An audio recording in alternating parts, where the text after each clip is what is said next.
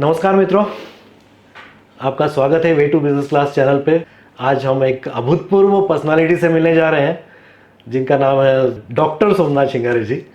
आज हम इनके बारे में, इनके पास्ट लाइफ के बारे में और कैसे वो बिजनेस में उतरे, इन सब चीज़ों के बारे में उनसे जानकारी प्राप्त करेंगे। आशा है आपको मोटिवेशन प्राप्त होगा। Yes, doctor Somnath Shringare ji, welcome. Yes, thank you very much. जैसे मैंने आपको बताया, way to business class channel, ये जो जॉब में लोग हैं उनको मोटिवेट करने के लिए हम लोगों ने ये प्रयोग शुरू किया है और जिसमें फर्स्ट जनरेशन एंटरप्रेन्योर्स जो है उनसे इंटरव्यूज लेते हैं।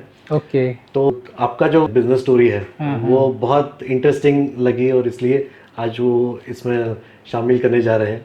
अच्छा, मुझे सबसे पहली बात, आपका जो वे टू बिजनेस का जो मिशन है ना, वो रियली मेरे मिशन के साथ रेजोनेट होता है, ऐसा लगा।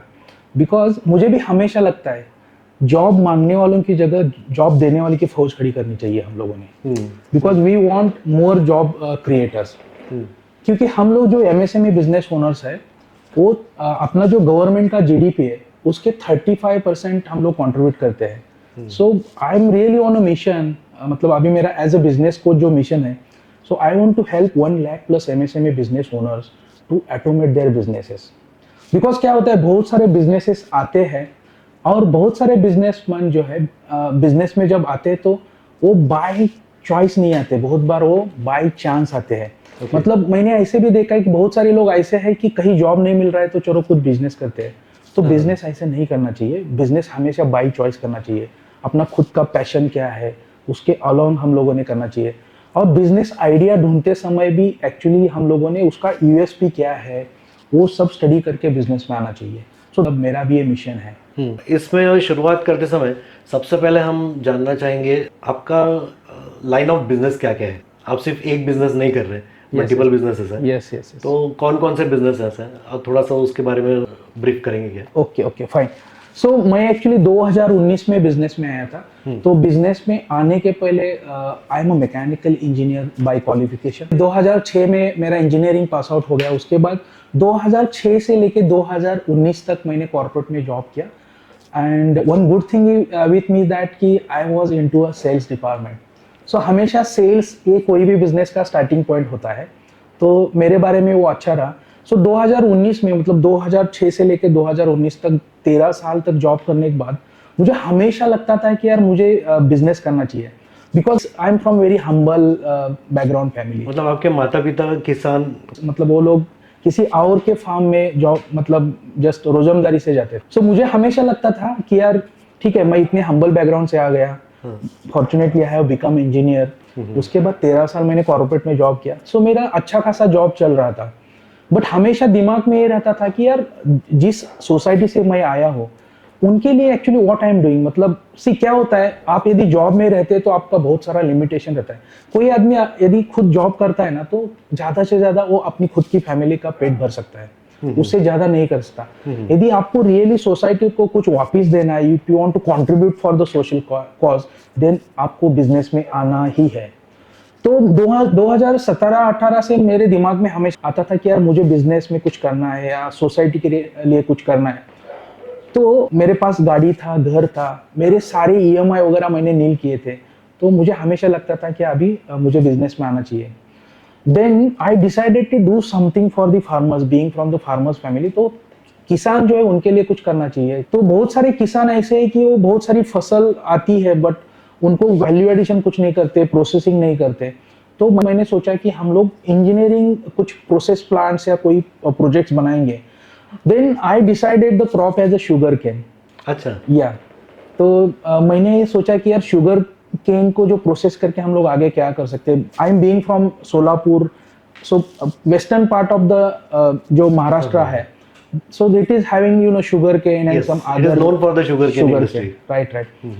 Then मैंने सोचा कि यार शुगर केन से हम लोग गुड़ बना सकते हैं। बीइंग अ फार्मर, छोटे छोटे प्लांट बना के यदि हम लोग गुड़ का प्लांट बनाएंगे so that will be beneficial for the farmers. So I decided to start engineering company which will work with the farmers for building the projects on jaggery plants. Okay. But जैसे हम लोगों ने किसानों के साथ interact करना शुरू किया, इवेंचुअली ये पता चला किसान कुछ भी बना सकता है बट उसको बेचने को नहीं आता। Exactly, yes. सो बहुत सारे फार्मर्स बात करने लगे कि सर हम लोग आपका गुड़ का प्लांट लगाएंगे, बट आप लोग हमारा जो गुड़ है वो वापिस हमसे खरीद लेंगे क्या, बिकॉज हमको बेचने को नहीं आता। देन आई डिसाइडेड यार मुझे एक फार्मर को हेल्प करना है। तो मैंने सोचा कि यार मैं लेट मी सी कि गुड़ कैसे बेचते वो देखता हूँ। नहीं तो मैं प्लांट बेच के उनको छोड़ दिया तो फिर मेरा जो मिशन था उनको हेल्प करने का वो नहीं होगा। ये तो बहुत अच्छा कॉम्बिनेशन है। Yes yes. फिर मैंने सोचा कि चलो यार गुड़ बेच के देखते, बट सिर्फ गुड़ बेचना इज अ कमोडिटी प्रोडक्ट, बहुत चैलेंजिंग है। और मैंने वो चैलेंज बहुत फेस किया। ओके। लिटरली लोग खड़ा नहीं करते सर।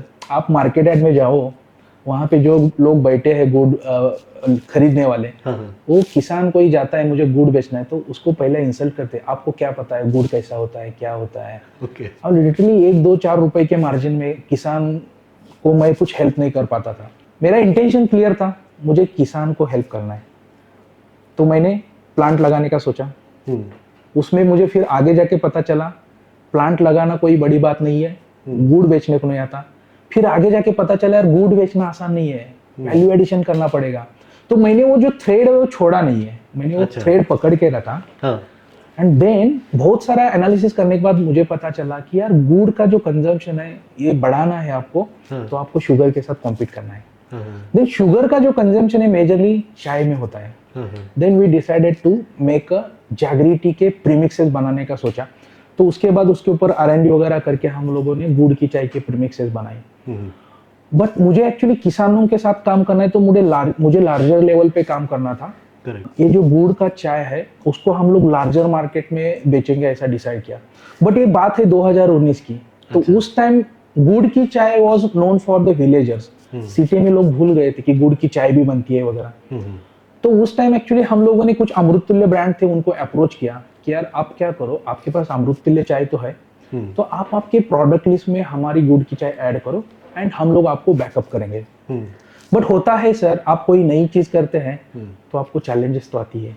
बहुत सारे लोग अनलेस एंड अनटिल आप मार्केट में उसका इम्पैक्ट क्रिएट नहीं करते, बज क्रिएट नहीं करते, तो आपको कोई नहीं पूछता। And same thing was happen with us. So कोई हम लोगों को एंटरटेन नहीं किया तो then we decided to start our own brand. तो मतलब मुझे हमेशा ये प्राउड लगता है, ये जैगरी टेल्स एकमेव ऐसा ब्रांड है जिन्होंने खुद का एक आउटलेट भी कभी शुरू नहीं किया। बिकॉज हम लोगों को लार्जर वे में काम करना था। यदि मैं खुद का आउटलेट डालता, फिर 1-2 साल उसके ऊपर काम करता, फिर आगे काम करूंगा सोचता, तो फिर मेरा जो मिशन था कि यार मुझे लार्जर काम करना है वो नहीं हो पाता। लैपटॉप में अच्छा सा 3D डिजाइन बनाया आउटलेट का। और वो आउटलेट कैसे होता है वो मैं जो फ्रेंचाइजी लेने के लिए लोग आते थे उनको मैं लैपटॉप के ऊपर घुमा के दिखाता था। कि ये ऐसा आउटलेट रहेगा, अंदर ऐसा रहेगा, ये रहेगा। And then we could able to sold 1 franchisee. But ये सब करने के पहले भी हम लोगों ने क्या किया, जो LED वैन होता है जो पॉलिटिशियन वगैरह कैंपेन चलाते हैं, वो LED वैन मेरा एक दोस्त है दीपक करके, उससे मैंने फ्री में लिया। उसको मैंने बोला यार मैं स्टार्टअप बिजनेस हूँ तो मैं कुछ रेंट वगैरह नहीं दे पाऊंगा, बट उसका डीजल और जो ड्राइवर है वो दैट आई विल बियर। तो मैंने क्या किया, पूरा 1 महीने तक Pune municipal corporation and Pimpri Chinchwad municipal corporation है उनसे परमिशन लेके पूरा 1 महीने तक हम लोगों ने ये LED वैन लेके हम लोग घूमते थे। और हम लोग हर रोज सुबह 6 बजे से रात को 11 बजे तक हम लोग चाय फ्री में लोगों को पिलाते थे।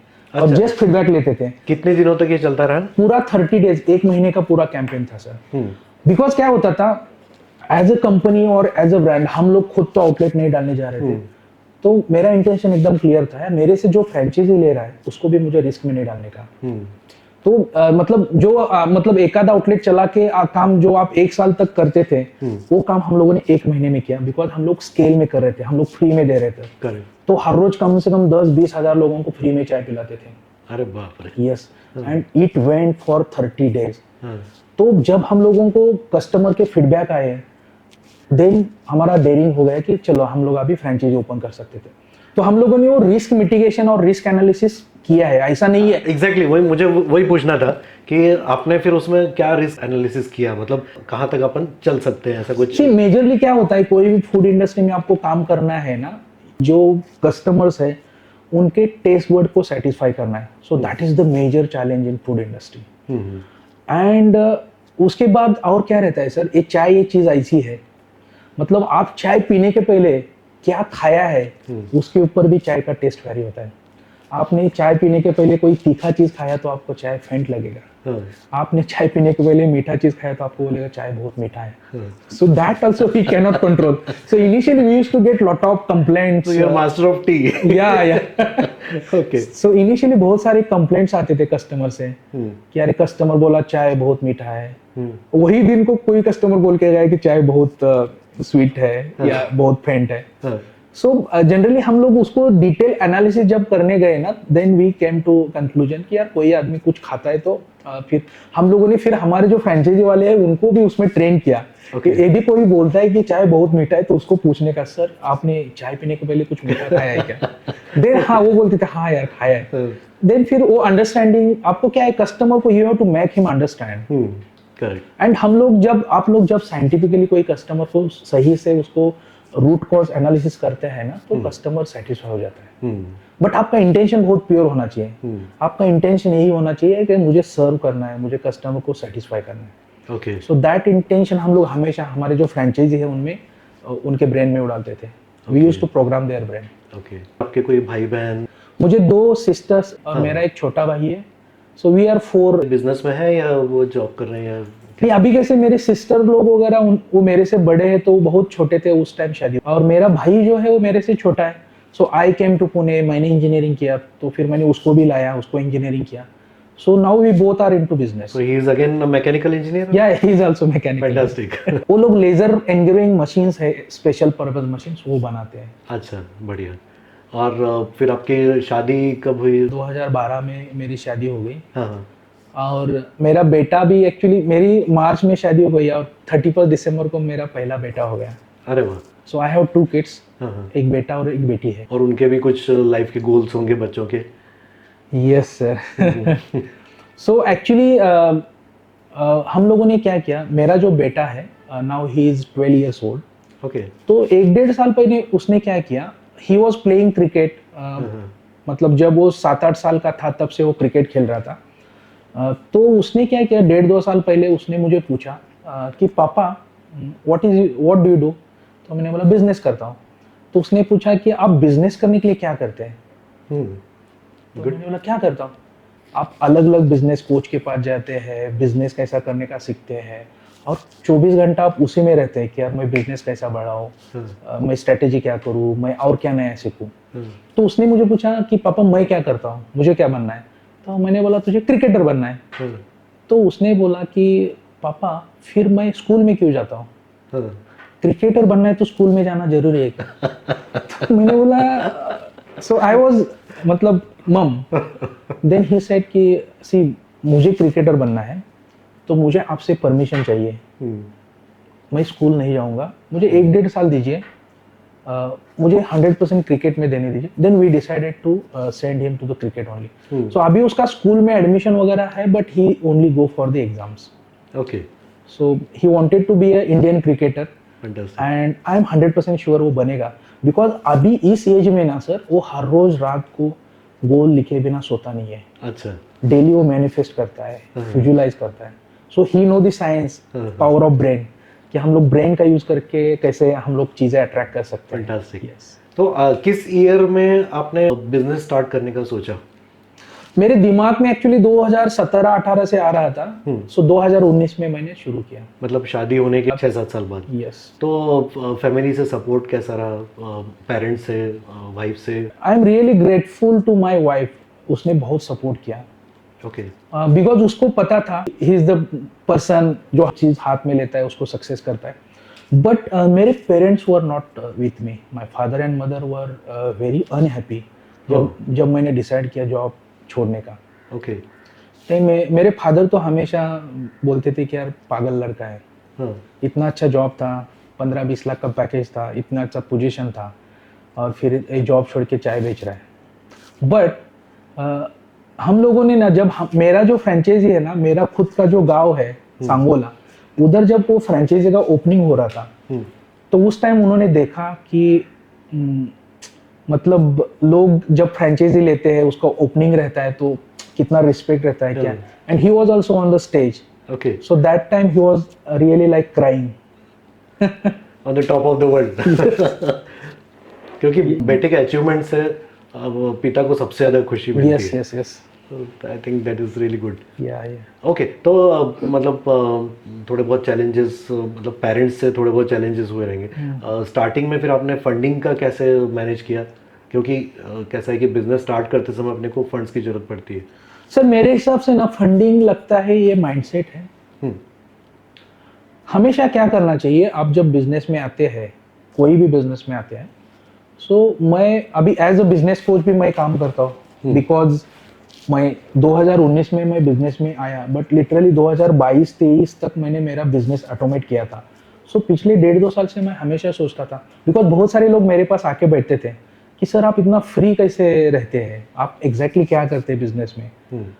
तो मेरा एक्चुअली हर रोज 1.5-2 घंटा कंसल्टिंग में जाता था। देन मैंने सोचा कि यार इसको ऑफिशियल करते हैं। Then I decided to become a business coach, because with my strategies, tools and techniques मुझे खुद को तो रिजल्ट आए थे, बहुत सारे लोगों को भी रिजल्ट आते थे।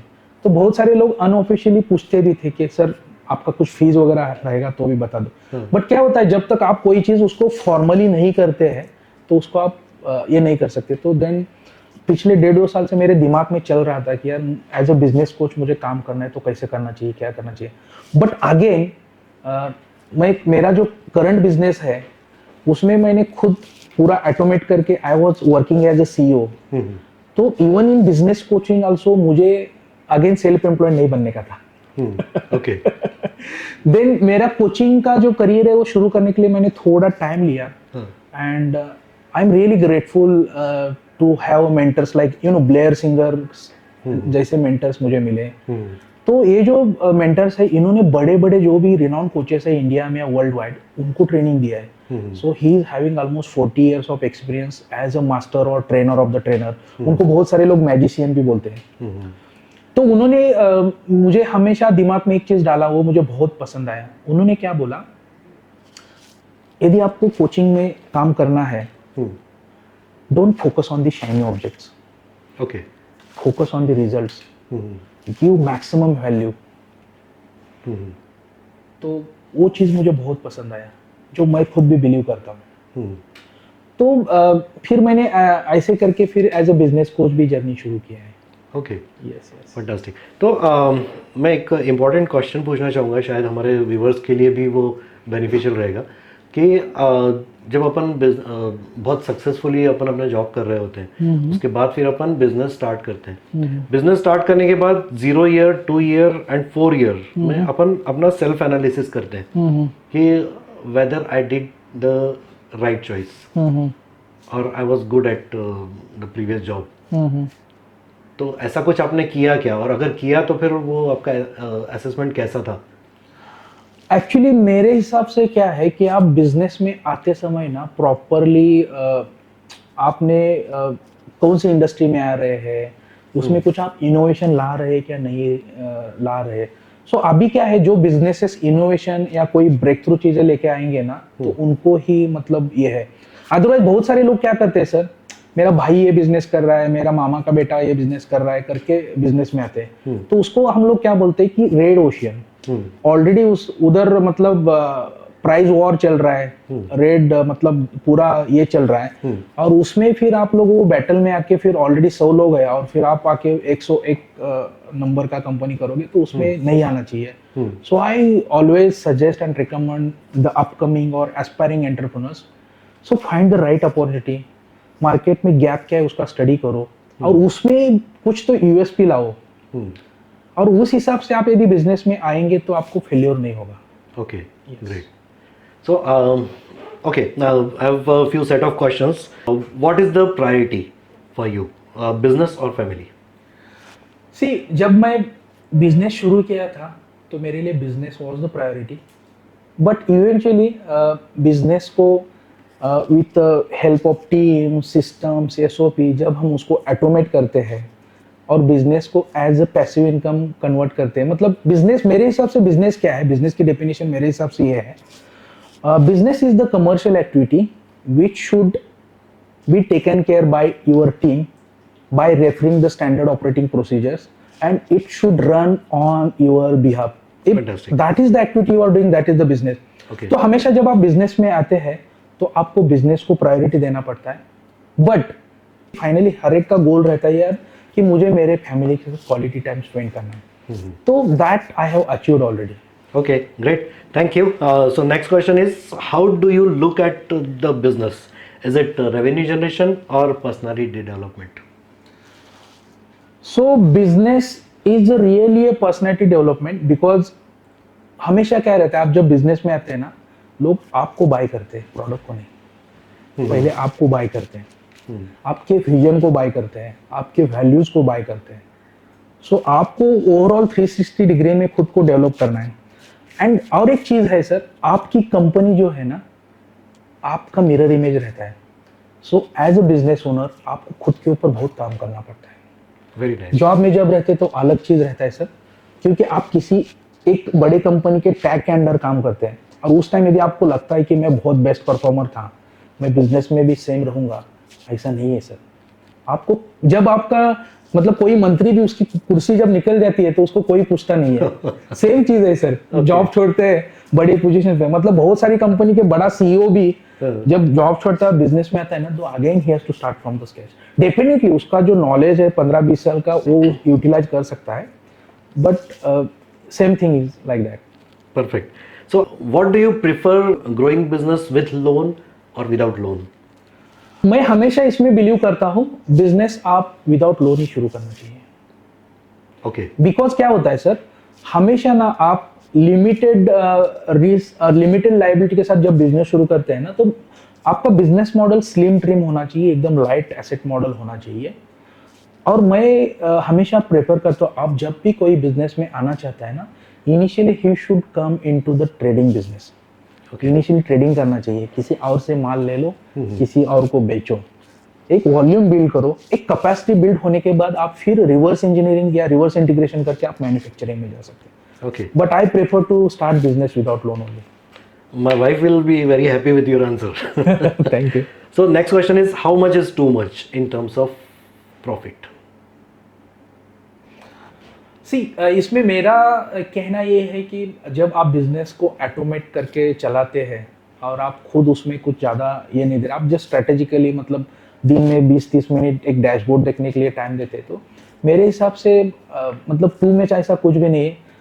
मेरा इंटेंशन ये है कि यार मैं हमेशा इसमें बिलीव करता हूँ, हम लोग जो भी प्रॉफिट कमाते हैं उसमें से 10% जो प्रॉफिट है आप सोशल कॉस्ट के लिए यूज करना चाहिए. तो आप जितना ज़्यादा कमाएंगे उतना ज़्यादा आप कंट्रीब्यूट कर पाएंगे.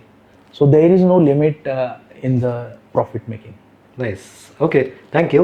Next question is, differentiate between integrity and honesty. What is more important to you? For me, integrity is more important because integrity means your thoughts becomes your words and your words becomes your actions, and ये तीनों चीजें align होनी चाहिए. That is called as integrity. Okay. So I feel integrity is more than the honesty. Okay, great. Next question is more popular nowadays. 80 hours work week. What is your opinion? See, for me, I don't count, week in the working hours. For me, the person who is doing any activity, as long as he is giving me results, I don't count his work in number of hours or anything. See, some people are very good at giving the result working for 2-3 hours also, right? Yes. So I believe in the results. I don't count on the hours. Okay, great. Define success in your terms. For me, success is like financial freedom, abundance. So आपने ऐसा काम करना चाहिए, आपका जो भी routine expenses है उससे ज़्यादा आपको पैसिव इनकम आना चाहिए from the way of business और some investments into the real estate, gold, stock market and all. और जब आप वो पोजीशन पे रहते, abundance mindset is really great thing, and for me abundance is the success. Yes. Fantastic. Okay, so we are done. For my viewers, Jaggery Tales is now 400 plus franchisee model in the market, in the current market. Rest of everything, Mr. Somnath will explain. So Yes. please, sir, explain about your So business. currently we are having 4 business verticals. We are into the franchising with the Jaggery Tales. We do private labeling also. We are supplying our premixes to many Amrutulya brands as a white labeling. Then we have our own e-commerce website also. We sell these products online also because हमारा mission है कि यार हमारा चाय घर घर तक जाना चाहिए. तो उस हिसाब से हम लोग ई कॉमर्स वेबसाइट में भी है. देन हम लोगों को ना मार्केट से ये भी डिमांड आ रहा था कि यार आपकी चाय बहुत अच्छी है, बट हम लोग कॉर्पोरेट में हम लोग कैसे पियेंगे. देन हम लोगों ने वेंडिंग मशीन का वर्टिकल भी लॉन्च किया. And now the fifth vertical which we are operating on as a MSME business coach, we are on mission to help more than 1 lakh MSME business owners to automate their business. Okay. So I want to see that all these business owners are the CEOs, not a self-employed. Okay. So the people who actually want to leave their job and come into business, how can they connect with you? I have not put up my mobile number on the website Okay. purposely, and I have decided I will not print my visiting card also as a business coach. Okay. People should search me on Google, Dr. Somnath Chengar, and they should come into my funnel. Where there is a need, there is a way. Yeah. I believe in the pull strategy, not push strategy. Okay. I want to attract people towards me. And my intention is very clear. I want to help them. Nice. So one final message to our viewers, whether they should come to business or not. It's all about mindset.